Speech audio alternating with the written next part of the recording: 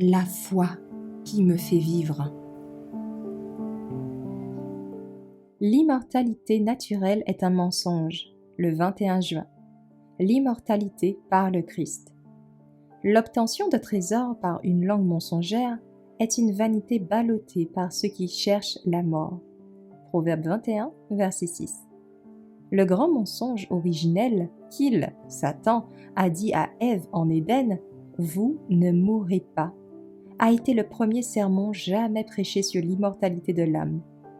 Ce sermon a été couronné de succès, et des résultats terribles ont suivi. Il a amené les esprits à recevoir ce sermon comme une vérité, et les ministres le prêchent, le chantent et le prient. Après la chute, Satan a demandé à ses anges de faire un effort particulier pour inculquer la croyance en l'immortalité naturelle de l'homme. Et après avoir induit le peuple à recevoir cette erreur, il devait l'amener à conclure que le pécheur vivrait dans une misère éternelle. Or, le prince des ténèbres, par l'intermédiaire de ses agents, représente Dieu comme un tyran vengeur, déclarant qu'il plonge dans l'enfer tous ceux qui ne lui plaisent pas, et leur fait toujours sentir sa colère. Une classe nombreuse, à qui la doctrine des tourments éternels répugne, est poussée à l'erreur inverse. Ils voient que les Écritures représentent Dieu comme un être d'amour et de compassion, et ils ne peuvent pas croire qu'il enverra ses créatures dans les feux d'un enfer éternel brûlant.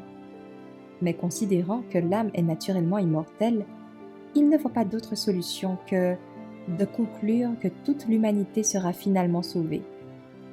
Nombreux sont ceux qui considèrent que les menaces de la Bible ne sont destinées qu'à effrayer les hommes pour qu'ils obéissent, et non à se réaliser littéralement. Ainsi, le pécheur peut vivre dans un plaisir égoïste, sans tenir compte des exigences de Dieu, et pourtant s'attendre à être finalement reçu dans sa faveur.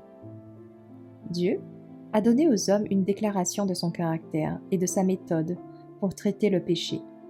Il détruira tous les méchants. Psaume 145, verset 20. Pourtant, toutes les manifestations de la justice rétributive seront parfaitement compatibles avec le caractère de Dieu en tant qu'être miséricordieux, tolérant et bienveillant. Et tous ceux qui ont une juste conception de ses qualités l'aimeront parce qu'ils sont attirés vers lui par l'admiration de ses attributs.